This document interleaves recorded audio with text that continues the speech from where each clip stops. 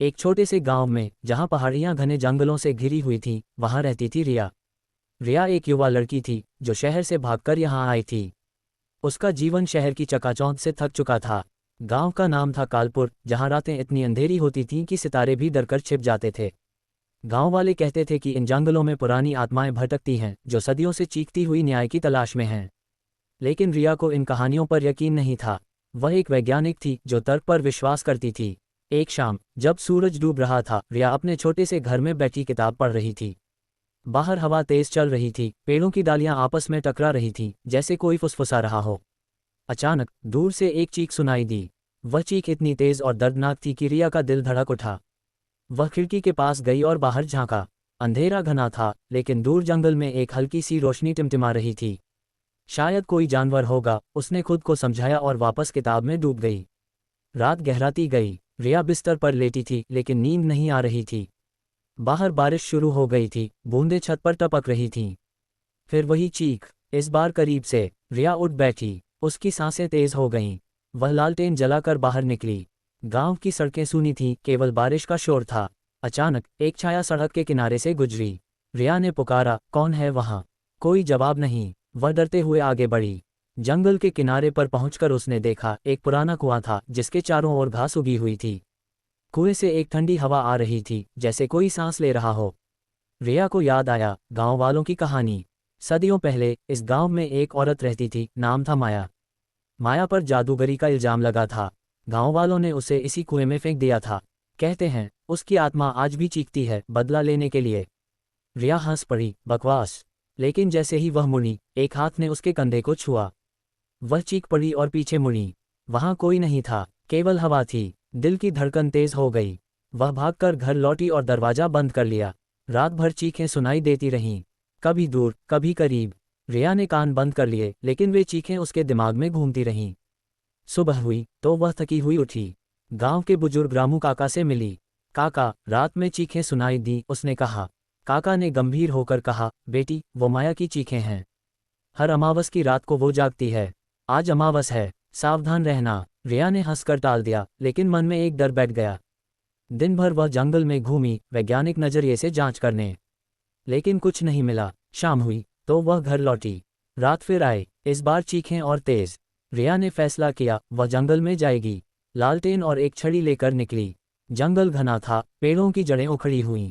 अचानक एक सफ़ेद साड़ी वाली औरत दिखी, दूर खड़ी। रिया ने पुकारा, लेकिन वह गायब हो गई। दिल की धड़कन तेज। आगे बढ़ी तो एक पुरानी झोपड़ी मिली। अंदर जाकर देखा, दीवारों पर खून के निशान थे। यह क्या? वह डर गई। पीछे मुड़ी तो दरवाजा बंद हो गया। चीख, इस बार उसके कान के पास। वह बेहोश हो गई। जब आंख खुली तो वह झोपड़ी में थी। बाहर रात थी। वह उठी और दरवाजा खोला। बाहर माया खड़ी थी, सफ़ेद साड़ी में, आंखें लाल। तूने मुझे जगाया, उसने कहा। रिया चीखी और भागी। जंगल में भटकती रही। चीखें चारों ओर से आ रही थीं। आखिरकार घर पहुंची, लेकिन दरवाजे पर खून के निशान। अंदर जाकर देखा, उसकी किताबें बिखरी हुईं। एक किताब में लिखा था, बदला। रिया रो पड़ी। रात अभी बाकी थी। रिया की आंखें बंद थीं, लेकिन नींद नहीं आ रही थी। घर की दीवारें जैसे फुसफुसा रही थीं। वह उठी और पानी पीने गई। रसोई में अंधेरा था। जैसे ही उसने गिलास उठाया, एक छाया दीवार पर नाच रही थी। वह मुड़ी, लेकिन कुछ नहीं। यह मेरा वहम है, उसने खुद को समझाया। लेकिन चीखें फिर शुरू हो गईं, इस बार घर के अंदर से। रिया डर से कांप उठी। वह कमरे में गई जहां उसकी मां की तस्वीर थी। तस्वीर में मां मुस्कुरा रही थी, लेकिन आज उसकी आंखें उदास लग रही थीं। सुबह हुई तो रिया गांव के पुजारी से मिली। पुजारी ने कहा, माया की आत्मा बदला चाहती है। उसका कातिल अभी भी गांव में है। रिया ने पूछा, कौन? पुजारी ने चुप्पी साध ली। रिया ने फैसला किया, वह खुद जांच करेगी। वह गांव की लाइब्रेरी गई, जहां पुरानी किताबें थीं। एक किताब में माया की कहानी लिखी थी। माया एक सुंदर औरत थी जो जड़ी बूटियों से इलाज करती थी। लेकिन गांव के सरपंच ने उस पर जादू का इल्जाम लगाया, क्योंकि वह उससे प्यार करता था, लेकिन माया ने ठुकरा दिया। सरपंच ने गांव वालों को भड़काया और माया को कुएं में फेंक दिया। रिया स्तब्ध थी। तो बदला सरपंच के वंशजों से। सरपंच का नाम था हरी सिंह। आज उसके वंशज गांव में रहते थे। रिया हरी सिंह के पोते विक्रम से मिली। विक्रम एक युवा लड़का था जो गांव छोड़ना चाहता था। तुम्हारी दादी की कहानी जानते हो? रिया ने पूछा। विक्रम ने कहा, हाँ, लेकिन वो झूठ है। माया खुद कुएं में कूदी थी।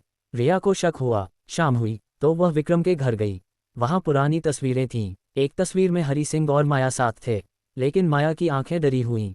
रात आई, रिया घर लौटी। चीखें फिर शुरू, इस बार नाम लेकर, रिया। बदला, रिया डर गई। वह लालटेन लेकर जंगल गई। झोपड़ी में पहुंची, अंदर एक डायरी मिली। डायरी माया की थी। उसमें लिखा था, हरि ने मुझे धोखा दिया, वह मुझे मारना चाहता है। रिया पढ़ रही थी, तभी हवा तेज हुई। डायरी के पन्ने उड़ने लगे। एक छाया आई और रिया को छुआ। ठंडी से हरन, तू मेरी मदद कर, आवाज आई।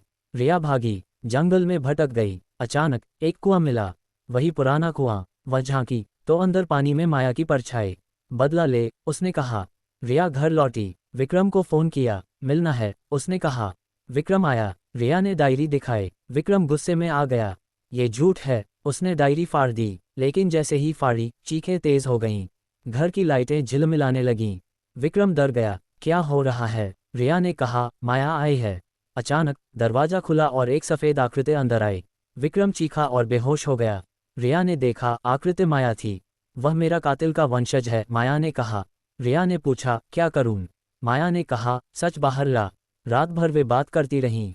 माया ने अपनी कहानी सुनाई, कैसे हरि ने उसे प्यार का झांसा दिया, फिर मार डाला। रिया ने वादा किया, वह मदद करेगी। सुबह हुई, विक्रम उठा। वह डरा हुआ था। रिया ने कहा, सच मानो। विक्रम ने माना, उसके दादा ने गलत किया। लेकिन चीखें रुकी नहीं। शाम हुई तो रिया जंगल गई। कुएं के पास एक गड्ढा खोदा। वहां एक हड्डी मिली, माया की। वह हड्डी लेकर गांव लौटी। पुजारी को दिखाए। पुजारी ने कहा, इसे दफनाओ, तब शांति मिलेगी। लेकिन रात में चीखें और तेज। माया आए, अभी नहीं, बदला पूरा नहीं। रिया समझ गई, विक्रम को सजा मिलनी चाहिए। लेकिन कैसे? रिया का मन उथल पुथल था। माया की आत्मा अब उसके साथ थी, हर पल। दिन में वह सामान्य लगती, लेकिन रात में चीखें उसके कानों में गूंजतीं।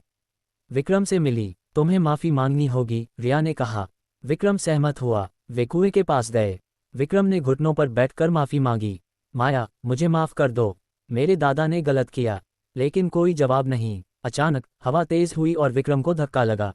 वह कुएं में गिरते गिरते बचा। माया की आवाज आई, माफी से क्या, बदला चाहिए। रिया डर गई। वह घर लौटी। रात में सपना आया। सपने में माया उसे जंगल ले गई। वहां एक गुप्त जगह थी, जहां हरि सिंह की डायरी छिपी थी। डायरी में हरि ने लिखा था, माया को मारकर मैंने गांव बचाया। वह जादूगरनी थी, लेकिन सब झूठ। रिया जागी। वह जंगल गई और डायरी ढूंढी। मिल गई। अब सबूत था। वह गांव वालों को बुलाए। सभा हुई। रिया ने डायरी पढ़ी। गांव वाले स्तब्ध। विक्रम ने कहा, मेरा परिवार दोषी है। लेकिन माया संतुष्ट नहीं। रात में चीखें जारी। रिया ने माया से बात की, क्या चाहिए? माया ने कहा, विक्रम की जान। रिया चौंकी, नहीं, ये गलत है। लेकिन माया गुस्से में आ गई। घर की चीजें उड़ने लगीं। रिया भागी, विक्रम के घर गई। विक्रम डरा हुआ था, वह मुझे मारना चाहती है। वे साथ जंगल गए। वहां माया इंतजार कर रही थी। तू मेरी जगह ले, माया ने विक्रम से कहा। विक्रम रो पड़ा। रिया ने बीच में आए, रुक, मैं मदद करूंगी, लेकिन हिंसा नहीं। वे एक योजना बनाए। विक्रम गांव छोड़ देगा और माया की हड्डियों को दफनाएंगे। लेकिन माया मानी नहीं। रात गहराए, चीखें चारों ओर। अचानक विक्रम पर हमला। एक अदृश्य हाथ ने उसे घसीटा। रिया ने बचाया। वे झोपड़ी में छिपे। वहां माया की पुरानी चीजें थीं। एक लॉकेट मिला, जिसमें हरि की तस्वीर। रिया ने लॉकेट तोड़ा। माया चीखी, नहीं, लेकिन चीखें कम हुईं। शायद ये कमजोरी थी। सुबह हुई। रिया ने पुजारी से मदद मांगी। पुजारी ने मंत्र पढ़े। लेकिन शाम हुई तो माया फिर आई। इस बार और गुस्से में, तूने मेरा लॉकेट तोड़ा। घर पर हमला। दीवारें हिलने लगीं। रिया और विक्रम भागे। जंगल में पहुंचे। कुएं के पास। माया ने विक्रम को कुएं में धकेला। रिया ने बचाया, लेकिन माया ने रिया को छुआ। ठंडी से हरन, अब तू मेरी, माया ने कहा। रिया के शरीर में माया प्रवेश कर गई। रिया की आंखें लाल हो गईं। विक्रम डर गया। रिया, लेकिन रिया अब माया थी। वह हंसी, बदला पूरा होगा। विक्रम भागा। गांव पहुंचा। गांव वालों को बताया, लेकिन कोई यकीन नहीं। रात हुई। चीखें पूरे गांव में। रिया, माया घर घर घूम रही थी। लोग डर से छिपे। विक्रम ने फैसला किया, वह खुद को कुर्बान करेगा। वह कुएं गया। माया, ले मेरी जान। माया आई, लेकिन जैसे ही छुआ, विक्रम ने मंत्र पढ़ा, जो पुजारी ने सिखाया। माया चीखी। उसका शरीर जलने लगा। रिया का शरीर अलग हुआ। माया गायब हो गई, लेकिन चीखें रुकी नहीं। अभी और था। गांव में आतंक फैल गया। चीखें अब हर रात सुनाई देतीं। रिया ठीक हो गई, लेकिन कमजोर। विक्रम उसके साथ था। वे समझ गए, माया अकेली नहीं। जंगल में और आत्माएं थीं। पुजारी ने बताया, माया की मौत के बाद कई और औरतों पर इल्जाम लगा। वे सब कुएं में फेंकी गईं। रिया स्तब्ध, तो सारी आत्माएं बदला चाहती हैं। वे योजना बनाए, सभी हड्डियां ढूंढकर दफनाएंगे। वे जंगल गए, गड्ढे खोदे, कई हड्डियां मिलीं, हर हड्डी के साथ एक कहानी। एक आत्मा आए, नाम सरिता। मुझे भी मार दिया गया। रिया ने वादा किया। वे हड्डियां लेकर गांव लौटे, दफनाने की तैयारी। लेकिन रात में हमला। आत्माएं आईं, सफ़ेद साड़ियों में, चीखें इतनी तेज कि कान फट जाएं। गांव वाले भागे। रिया और विक्रम ने मंत्र पढ़े, लेकिन आत्माएं मजबूत। एक आत्मा ने विक्रम को घायल कर दिया। रिया रो पड़ी। सुबह हुई, विक्रम अस्पताल गया। रिया अकेली, वह जंगल गई, माया से मिली। रुक जाओ, हम मदद करेंगे, माया ने कहा, बदला पहले। रिया ने पूछा, किससे? माया ने बताया, गांव के बुजुर्गों से जो जानते थे लेकिन चुप रहे। रिया ने बुजुर्गों को बुलाया। सभा हुई, बुजुर्गों ने माना उन्होंने गलत किया। वे माफ़ी मांगने कुएं गए, लेकिन आत्माएं आईं, एक एक करके बुजुर्गों पर हमला। रिया ने रोका, शांति से, लेकिन चीखें बढ़ीं। रिया ने एक पुरानी किताब पढ़ी। किताब में लिखा, आत्माओं को शांत करने के लिए एक अनुष्ठान। अनुष्ठान में आग जलानी, मंत्र पढ़ने। वे तैयार हुए। अमावस की रात, गांव वाले इकट्ठे, कुएं के पास आग जलाए, मंत्र पढ़े। आत्माएं आईं, नाचने लगीं, चीखें संगीत बन गईं। रिया ने देखा, आत्माएं खुश। लेकिन माया ने कहा, अभी नहीं। एक राज बाकी। राज था, हरि सिंह का बेटा अभी जिंदा। वह गांव में छिपा था। रिया ने ढूंढा, वह रामू काका थे। काका ने माना, मैं हरि का बेटा हूँ। रिया स्तब्ध। काका को कुएं ले गए। काका ने माफ़ी मांगी। आत्माएं आईं, काका को घेरा, लेकिन रिया ने बचाया। माफ़ी काफ़ी है। आत्माएं शांत हुईं, चीखें रुक गईं। लेकिन सुबह हुई तो काका गायब। जंगल में उनकी लाश मिली। आत्माओं ने बदला लिया। रिया उदास, लेकिन शांति आई। रातें अब शांत, लेकिन रिया को डर, क्या सब खत्म? एक रात फिर चीख, इस बार नई। रिया डरी, जंगल गई, वहां एक नई आत्मा, मैं नई हूं, तुम्हारी वजह से। रिया चौंकी, क्या उसने गलती की? शांति टूट गई, नई चीखें शुरू। रिया समझ गई, बदले की चेन। वह विक्रम से मिली, हमें रुकना होगा। वे शहर गए, वहां एक विशेषज्ञ से मिले। विशेषज्ञ ने कहा, आत्माएं तब तक नहीं रुकेंगी जब तक स्रोत नष्ट नहीं। स्रोत था कुआं। वे वापस गांव आए, कुएं को भरने की योजना। गांव वाले सहमत। दिन भर काम, लेकिन रात हुई, आत्माएं आईं। हमला, कई घायल। रिया ने मंत्र पढ़े, आत्माएं पीछे हटीं। अगले दिन कुआं भरा, शांति। लेकिन रिया को सपने आने लगे। माया आती, धन्यवाद, लेकिन सावधान। रिया खुश, वह गांव छोड़ने वाली थी। विक्रम ने कहा, साथ चलो। रिया सहमत, लेकिन आखिरी रात, चीख, इस बार घर में। रिया उठी, माया आई, अलविदा। माया गायब, चीखें हमेशा के लिए रुक गईं। रिया और विक्रम शहर चले गए, लेकिन कभी कभी अंधेरी रात में चीख सुनाई देती। शायद वहम, या शायद नहीं। गांव अब शांत, लेकिन कहानी जारी।